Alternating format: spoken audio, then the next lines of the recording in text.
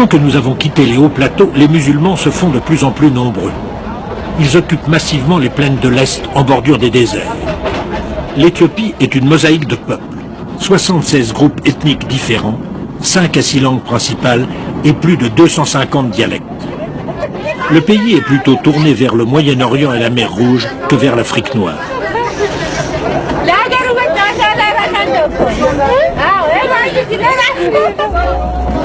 L'Éthiopie est le pivot central de la Corne de l'Afrique.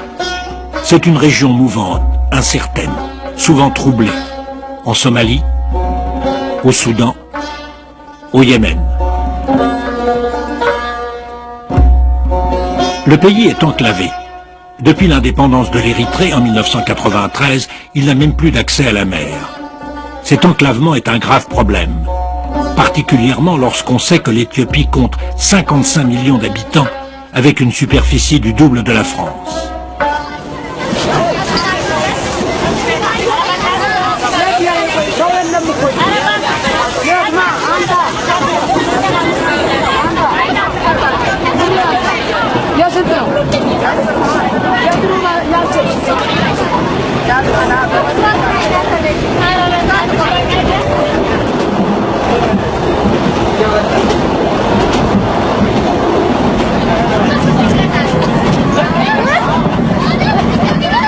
La canne à sucre est considérée comme une friandise. Dégorgée de son jus, on jette la tige. Ça n'ajoute pas à la propreté des wagons.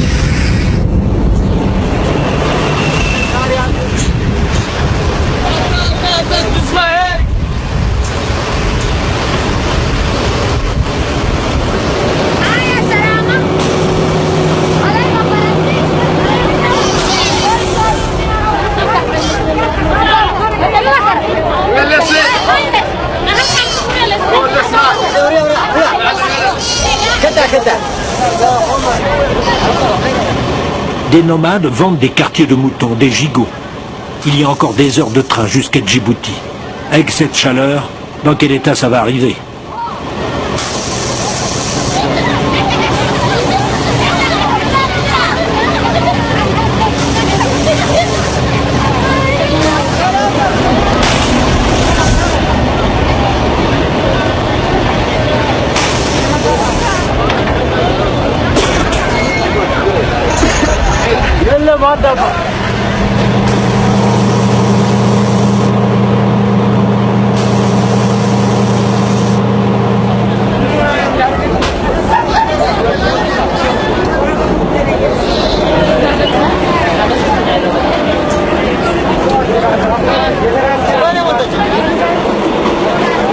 L'escorte armée gagne en importance. Nous traversons des territoires incertains.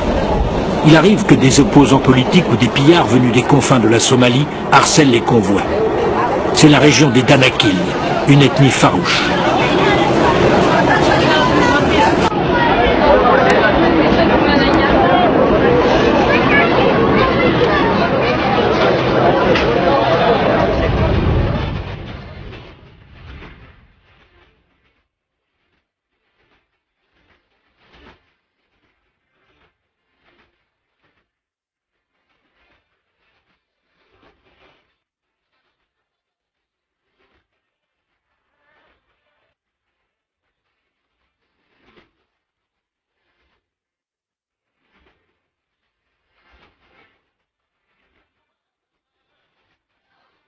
Nous arriverons à Djibouti en pleine nuit.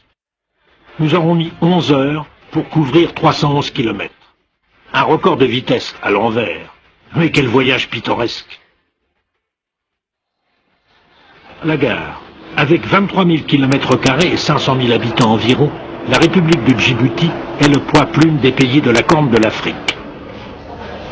L'autre façon de vivre l'espace, dit l'affiche. En effet, car de l'espace il y en a. Au-delà de la ville, c'est le désert, l'empire des nomades. Les légumes et les fruits viennent d'Éthiopie. Il faut décharger vite, car ici, la chaleur est intense. Un trafic de marchandises sommeillant, et ce n'est pas la faute de Djibouti, mais de la dégradation technique des équipements ferroviaires. L'Éthiopie privilégie le port d'Assab et les camions. Seulement 9% de ses importations passent par Djibouti. Cela pose aussi un énorme problème au port, raison d'être de la petite République. Vieille maison qui date de la colonie. Djibouti fut fondée à partir de rien par les Français en 1884. Elle devint indépendante en 1977. Des accords bilatéraux y maintiennent une présence militaire française. L'école franco-islamique. Djibouti est à grande majorité musulmane.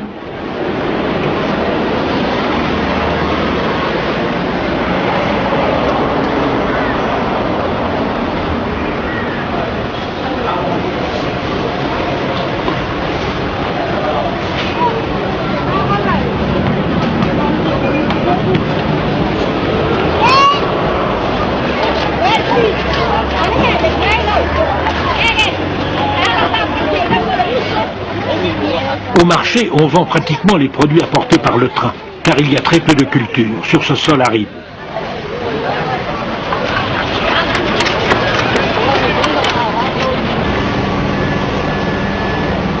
Quant au trafic maritime, les bateaux ne se bousculent pas pour utiliser le remorqueur Arthur Rimbaud. C'est le calme. Alors, Djibouti a-t-il de l'avenir? Oui, mais en regardant vers le grand large. En effet, la navigation internationale change actuellement de tendance. On utilise de plus en plus d'énormes cargos qui déposent très vite les conteneurs dans certains ports choisis. Reste à des unités plus petites à acheminer régionalement ces marchandises. Et Djibouti est équipé pour servir de port d'éclatement vers la mer Rouge, vers la côte orientale d'Afrique.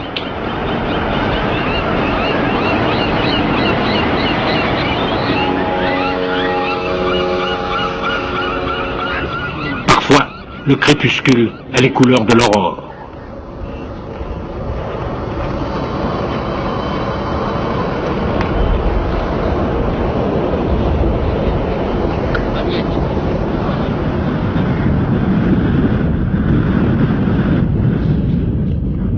Autour de Djibouti, le désert qui borde l'océan. Mais c'est un désert à surprise. Pour nous, rien d'exceptionnel, et sinon ce paysage d'un autre monde. Preuve d'un tellurisme récent.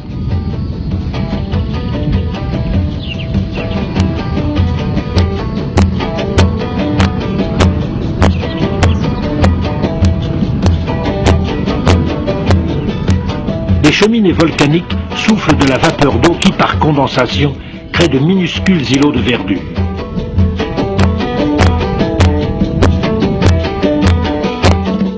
Pour les géologues, ces fractures banales à nos yeux sont des certitudes. Djibouti est à la limite des plaques africaines et arabes, selon la loi universelle de la tectonique des plaques qui portent les continents. Et ça bouge. Oh, c'est insignifiant pour l'homme, 2 à 3 cm par an. Mais l'Afrique remonte vers l'Europe.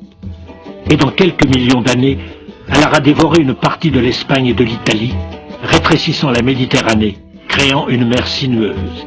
Un véritable continent sera né, là où existe actuellement l'Arabie, Djibouti, l'Afrique orientale. En fait, cette effervescence n'a jamais cessé. Il y a 7 à 8 millions d'années, des plissements, une dislocation volcanique intense, bouleversèrent le Moyen-Orient et tout l'Est de l'Afrique, créant le Grand Rift. 4 à 5 millions d'années plus tard, Lucie apparut, dont voici un portrait hypothétique. Elle fut découverte en 1974, non loin de Djibouti, par une équipe dirigée par le savant français Yves Coppens.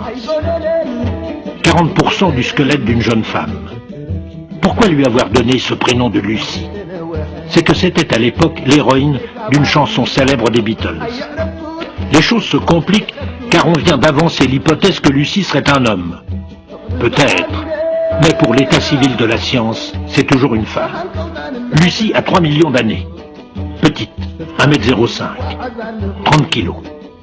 Elle est bipède, ce qui l'éloigne définitivement des singes.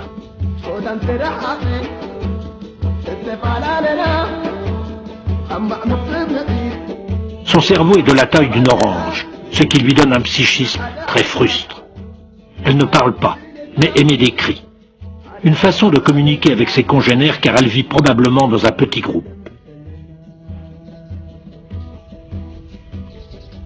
Vraisemblablement, elle vivait dans ce type de paysage. Un point d'eau d'abord, c'est évident. Et des arbres, aux branches basses, sur lesquels elle dormait pour s'isoler des prédateurs. Sa nourriture, des fruits, des racines, des insectes, particulièrement des termites riches en protéines. Peu de viande, sinon quelques charognes.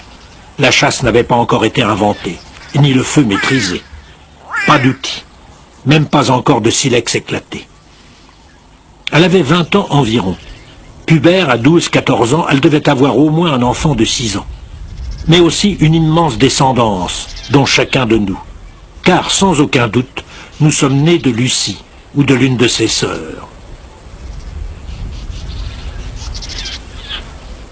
C'est de cette région africaine qu'après une longue évolution, l'homme est parti à la conquête du monde.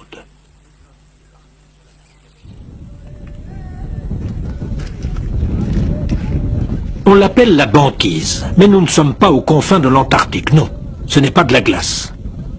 Nous sommes à 2 heures de voiture de Djibouti, cette blancheur bleutée, c'est du sel. Nous sommes sur les rives du lac Assal. Son altitude se calcule en soustraction, 155 mètres au-dessous du niveau de la mer, le point le plus bas d'Afrique, balayé d'un vent brûlant.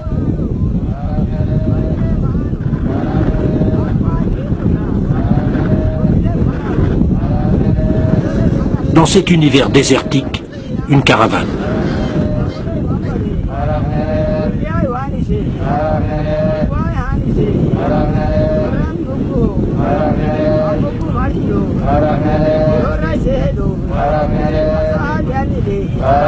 Ils viennent chercher le sel pour le vendre en Éthiopie, du commerce au niveau le plus simple.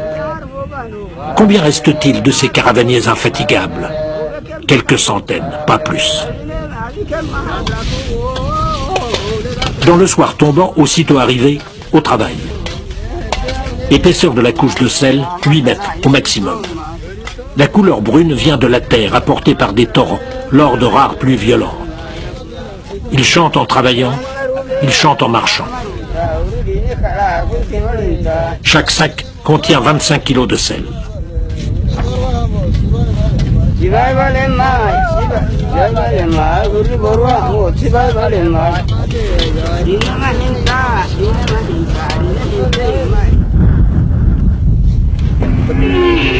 On prépare le campement.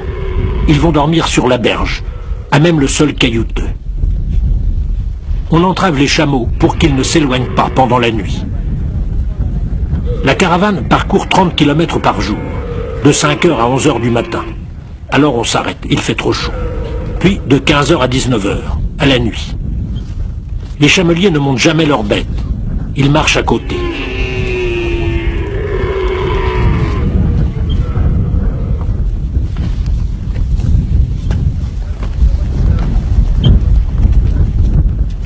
Les chameaux mangent une fois par jour des céréales avec un peu de sel qui les rend plus vigoureux.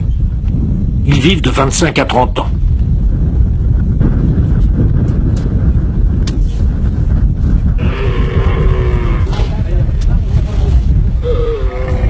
Quant aux hommes, un léger repas le matin et un dîner après la tombée de la nuit. Pendant la journée, rien.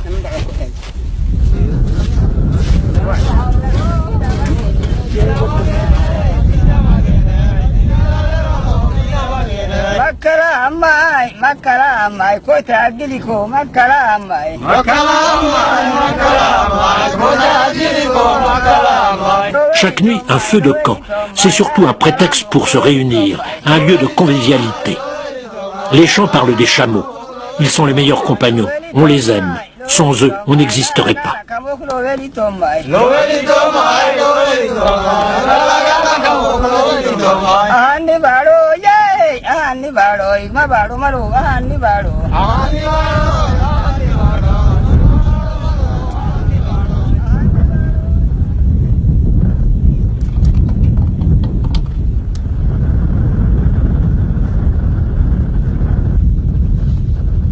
Le soleil n'est pas encore levé que les activités recommencent.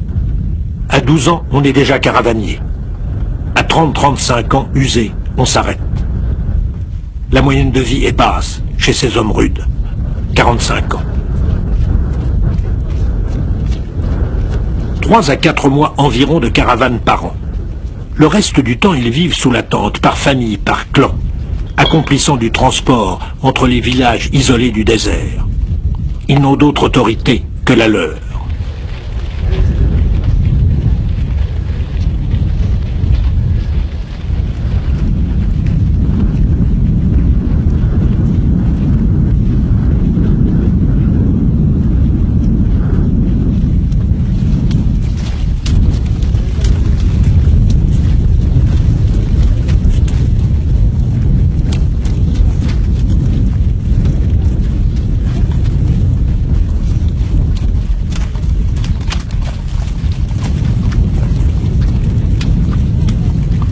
Ils se dirigent vers le haut plateau éthiopien, mais ils s'arrêteront au contrefort.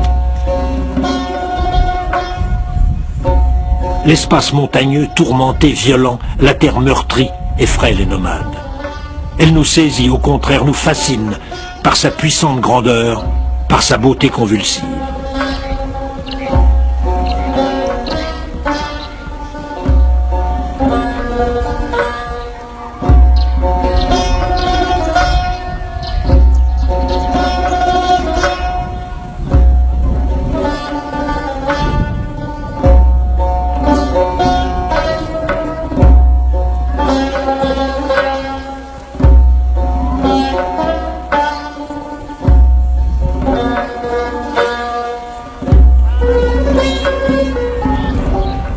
Au cœur de ce massif, un gros village. Il se nomme Lalibela. Ces maisons de la couleur du sol sont à peine visibles dans les méandres des collines. Pourtant, c'est un lieu considérable pour les Éthiopiens, vénéré. C'est le saint des saints de leur église, vers lequel se tournent tous les regards.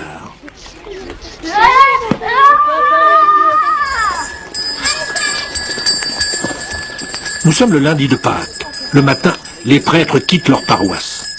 Toute la matinée, ils parcourent les rues. Comme le jour des rameaux, ils donnent une herbe bénie. C'est signe de vie. La nature renaît. Christ est ressuscité.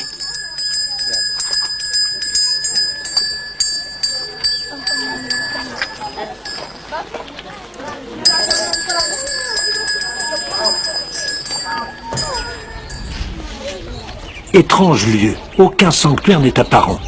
Où est la basilique? Où est la cathédrale? Où sont les églises? Rien n'émerge au-dessus du sol.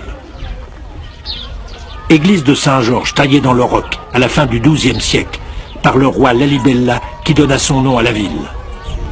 On aurait mis 20 ans pour excaver les 11 églises de Lalibela. Une tâche gigantesque pour l'époque, impossible en si peu de temps bien sûr. Mais le merveilleux de la légende explique tout. Ce fut un miracle. Les anges auraient continué la nuit le travail accompli le jour par les hommes. En fait, il a fallu au moins un siècle pour achever cette œuvre considérable.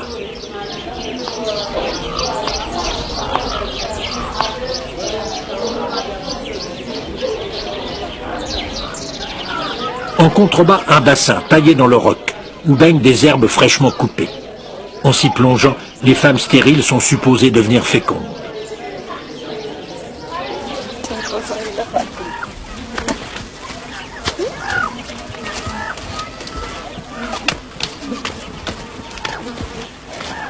Les chemins d'approche furent aussi l'œuvre des tailleurs de pierre.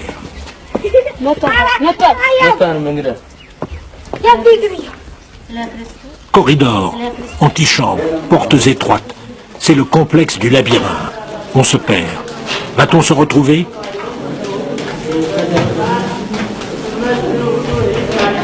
Atteindre le lieu sacré demande un effort, une concentration. L'imbroglio des passages isole le fidèle du reste du monde. Il prépare à la prière, à la méditation.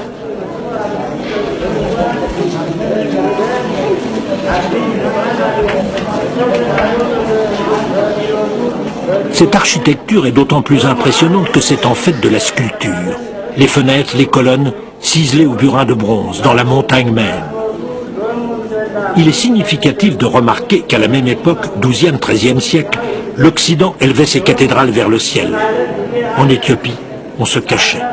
Là-bas, on affirmait sa foi en pleine lumière, on la proclamait au grand jour. Ici, le culte du mystère, du secret.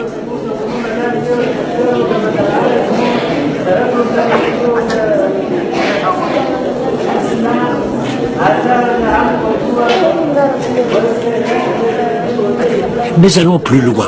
Allons jusqu'à l'aube du christianisme, à l'époque de ses balbutiements héroïques. Cette religion des profondeurs ne serait-elle pas une imitation de celle des premiers chrétiens qui survécurent grâce aux catacombes?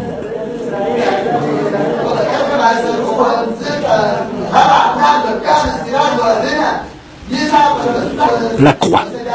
Elle est un symbole capital. Les prêtres en tiennent toujours une à la main. Détail important, le crucifié en est presque toujours absent. Pour les orthodoxes éthiopiens, la crucifixion est joie. Elle est triomphe de Jésus, elle est rédemption. Elle est promesse de paradis. C'est l'Occident qui a mis l'accent sur la douleur, sur la souffrance terrible du Golgotha. La croix y est signe de mort. Ici, elle est signe de vie.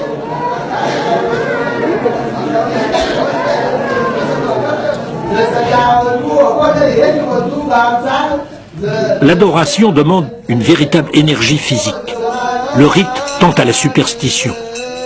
Tout paraît être le résultat d'un vœu, on oserait même dire d'un marché. Si je fais 50 prosternations, la récolte de mon champ sera bonne. Dieu me le doit.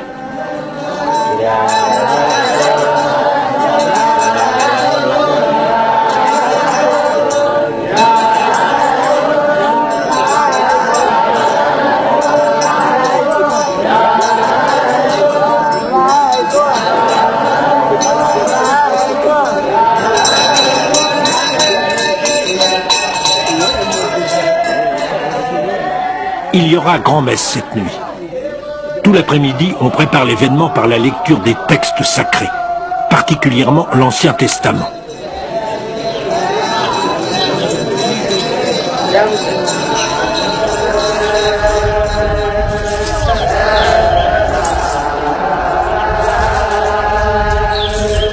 Sur la falaise qui domine Saint-Georges, les prêtres s'assemblent. Ils chantent et dansent. C'est un rite qui a de très lointaines origines hébraïques. Là aussi, l'influence de l'Ancien Testament.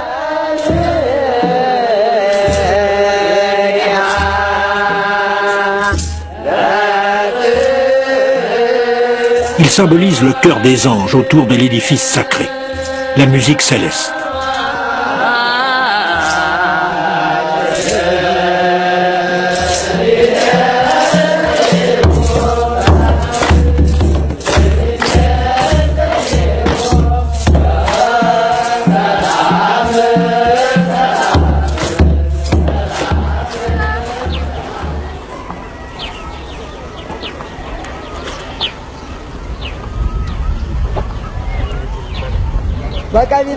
Avec la nuit, l'église est pleine.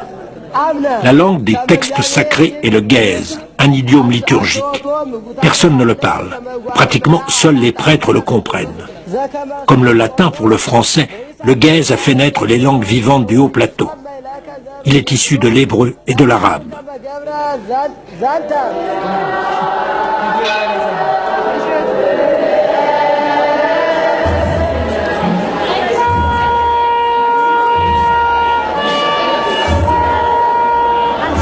On entend la corne d'appel. C'est une réminiscence de l'époque pastorale. On annonçait ainsi l'heure de la prière. L'important n'est pas tellement de prier, mais d'être là. Pas de chaise. On s'assoit à même le sol.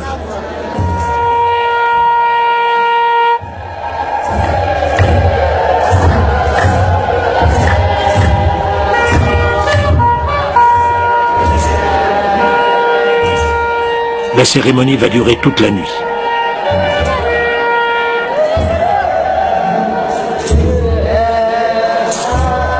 C'est l'approche du divin par la richesse des vêtements des prêtres, par l'obsession des mots et leur magie incantatoire.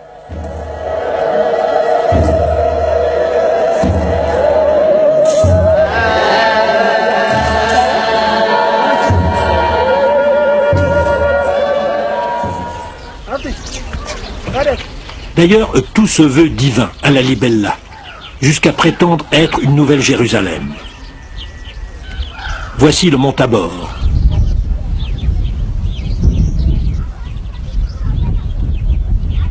La géographie de la Terre Sainte est reconstituée.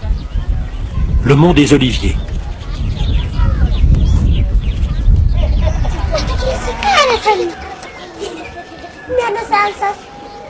Au fond, l'église du Golgotha et, devant, le tombeau d'Adam.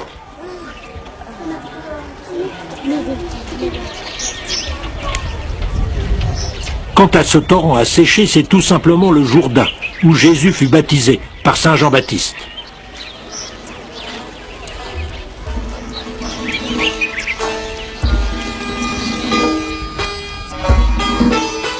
On souhaite se faire enterrer ici. Mais pourquoi cette copie des lieux bibliques? Alors entre en scène la reine de Saba et sa merveilleuse histoire d'amour. Saba est située au Yémen, et sa reine se serait rendue à Jérusalem. Vers 950 avant Jésus-Christ, elle aurait été attirée par le prestige et la sagesse du roi Salomon, fils de David. Elle aurait organisé une caravane chargée d'or, d'encens, de pierres précieuses, et lui aurait rendu visite. Leur rencontre aurait été fulgurante, comme le montre avec beaucoup de tendresse naïve cette peinture éthiopienne. Séduite, la reine de Saba aurait eu de Salomon un fils, Ménélik, qu'elle aurait intronisé au nord de l'Éthiopie, à Aksum. Aksum fut une cité puissante, mais il ne reste rien de ce passé prestigieux, sinon ses obélisques. Il marque l'emplacement de tombeaux de souverains. Chaque porte gravée indique un étage du palais du défunt. Plus il y a d'étages, jusqu'à 13 sur le plus grand monolithe, plus le personnage était puissant. Cet obélisque brisé n'aurait pas été abattu, mais se serait effondré, victime de son propre poids, lors de son érection.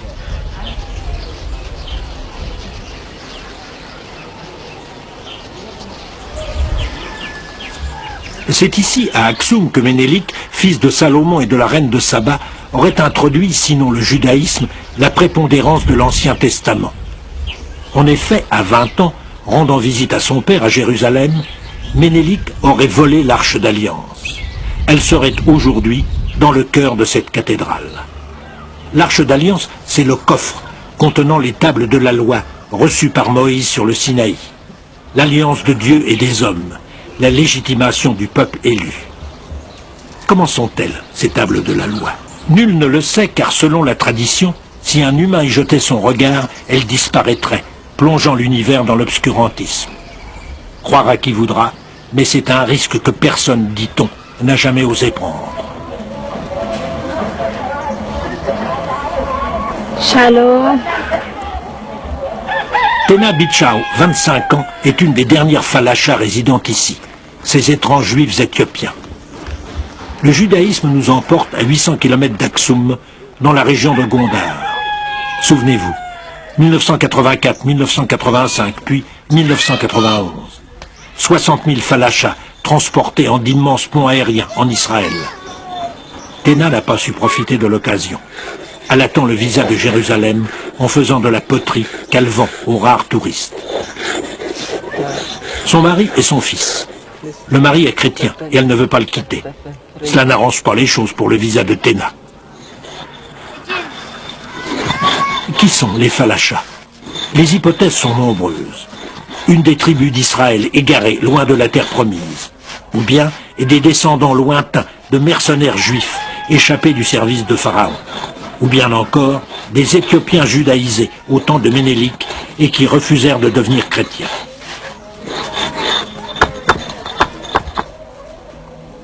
La synagogue.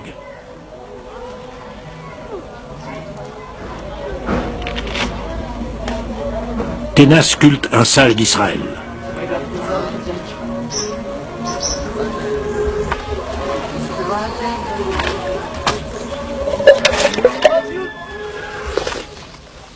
Ils vivent à trois dans cette paillote, une seule pièce. Ils mangent de la nourriture purement éthiopienne, à base d'injera, cette galette de teff au goût légèrement acide.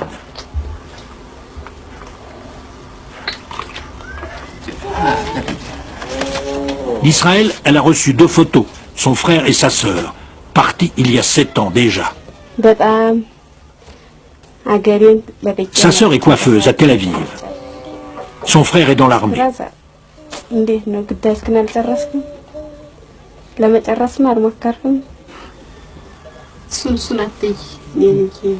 Ils n'ont envoyé que leurs photos. Téna attend.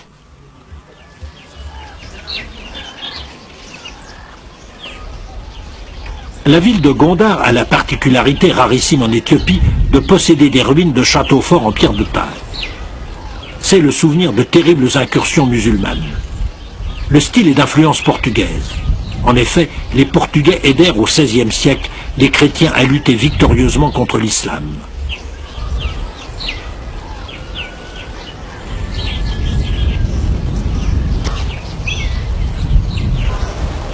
L'église principale est fortifiée, elle aussi. Elle aurait été sauvée de l'assaut des musulmans par un miracle. Lorsqu'ils attaquèrent, une nuée d'abeilles se serait précipitée sur eux, les faisant fuir. En Éthiopie, selon une tradition païenne, les abeilles portent les messages des dieux.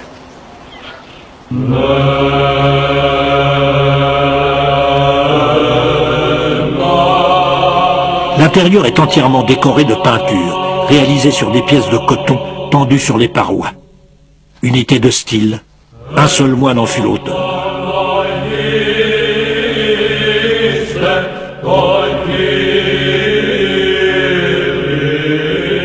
Les anges ont le regard tourné vers tous les horizons, les 4 points cardinaux, afin d'assurer une parfaite protection.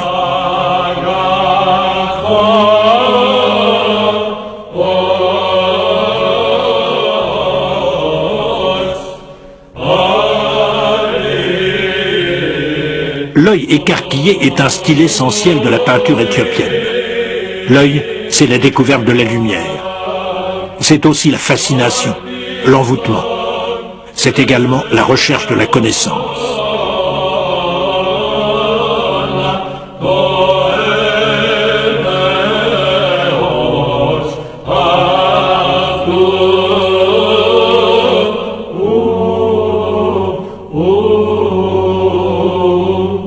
C'est aussi une peinture d'épopée, peinture hautement militante.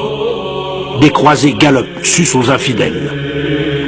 On retrouve là l'obsession de l'encerclement par l'islam, qui a tant fait pour créer cette psychologie de l'isolement propre aux chrétiens éthiopiens. Et aussi cet orgueil d'avoir résisté avec succès. Le prophète Mahomet est emmené en enfer par un démon.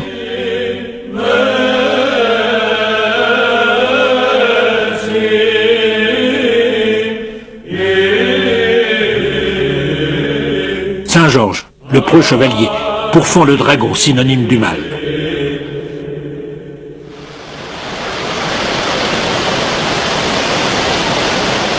Non loin de Gondar, les chutes du Nil bleu, spectaculaires, grandioses.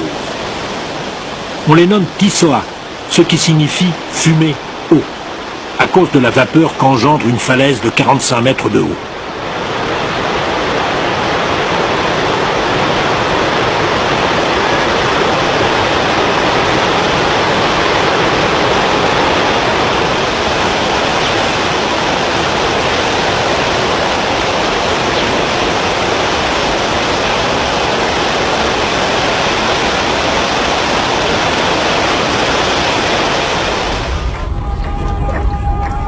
Le Nil bleu prend sa source au lac Tana, que l'on voit là-bas, au fond. Avec le Nil blanc, ils formeront le Nil tout court, et qui, selon l'expression consacrée, féconde l'Égypte.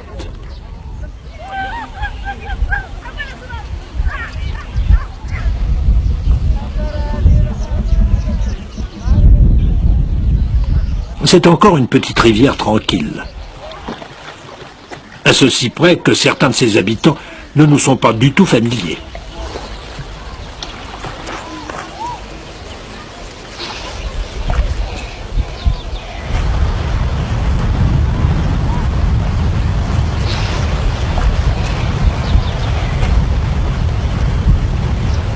Sur un îlot herbeux, un échassier avale son déjeuner.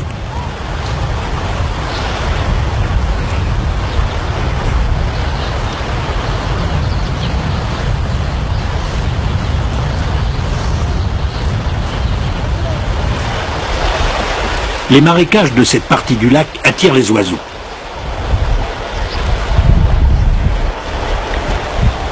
Un pélican.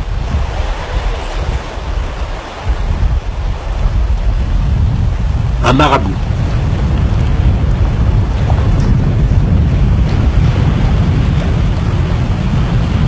Les pirogues sont faites de papyrus. Au bout de 15 jours, le roseau est gorgé d'eau et il faut en confectionner d'autres.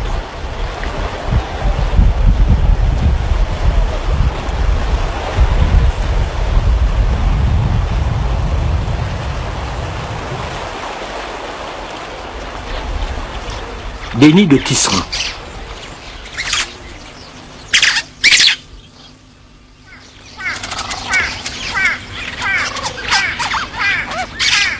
Les tisserands sont les plus habiles des oiseaux, les plus ingénieux, les plus constructeurs. Avec des herbes, des brins de roseau, ils tissent des architectures à la fois légères et compliquées.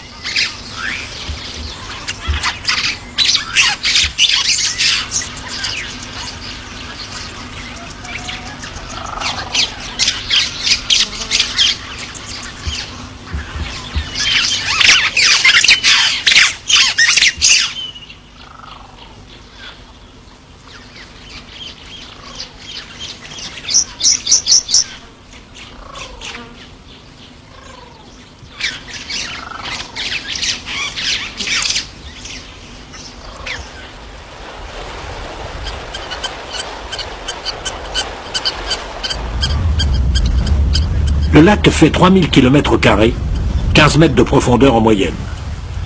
37 îles, dont 20 seulement sont habitées, généralement par des moines.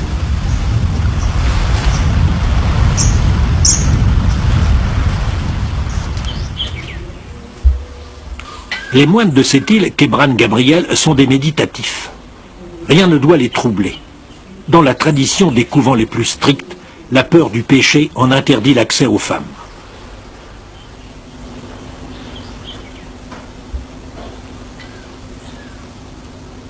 L'archange Gabriel.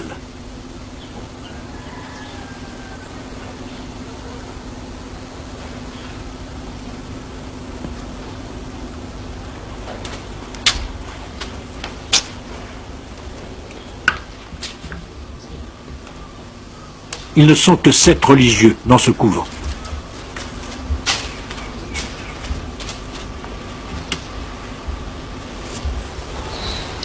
Dans cette pauvre cabane, un trésor est gardé jour et nuit. Il a une histoire. Les moines ont eu une grande importance en Éthiopie. Très aimés du peuple à cause de leur pauvreté, ils étaient un reproche vivant au relâchement des princes, qui par contrition, tout autant que par respect, leur confiaient leur couronne. Du XIIIe au XVIIe siècle, 4 souverains accomplirent ce geste d'humilité.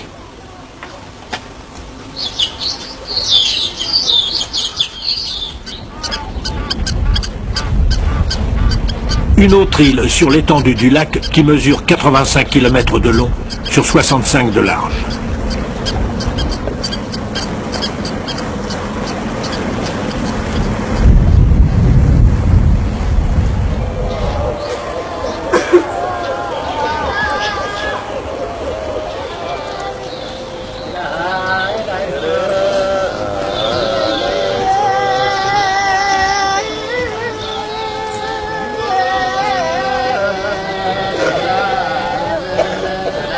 D'un village, on est venu spécialement pour le baptême d'un nouveau-né.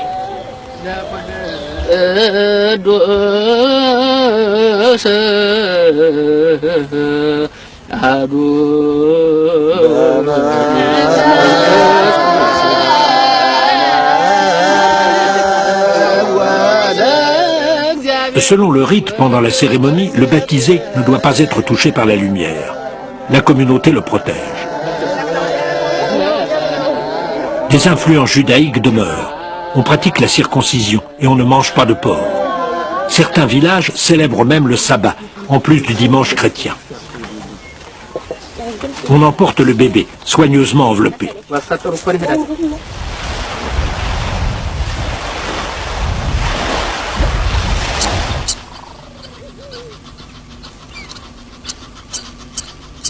Nous sommes descendus vers le sud, non loin de la frontière du Kenya. Dans les plissements volcaniques du Grand Rift, de nombreux lacs se sont formés.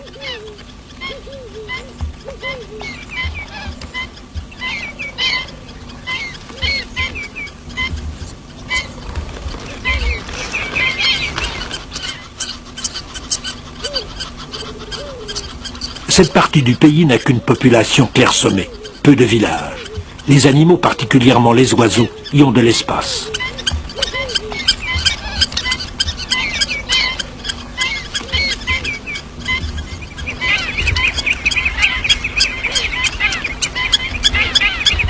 Cette hirondelle est comme une sentinelle.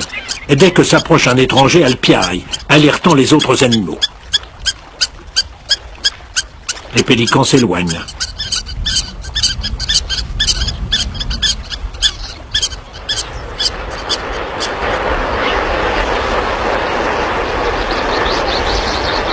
Dans ce cratère, un spectacle impressionnant.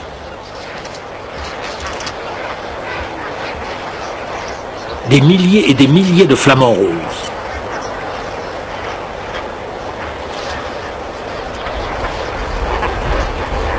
Ils ne bougent pratiquement pas de ce lac, ils n'en ont pas besoin. Leur fiente fait pousser une algue dont ils se nourrissent. C'est un circuit fermé parfait.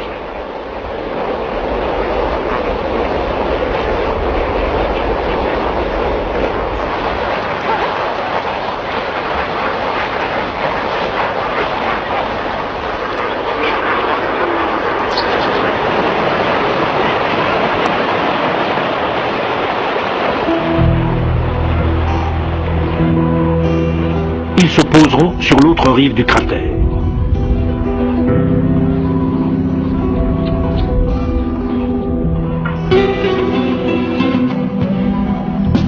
Ainsi, le film se termine aux spectateurs, mais aux rêveurs s'ouvre le champ immense des voyages à venir.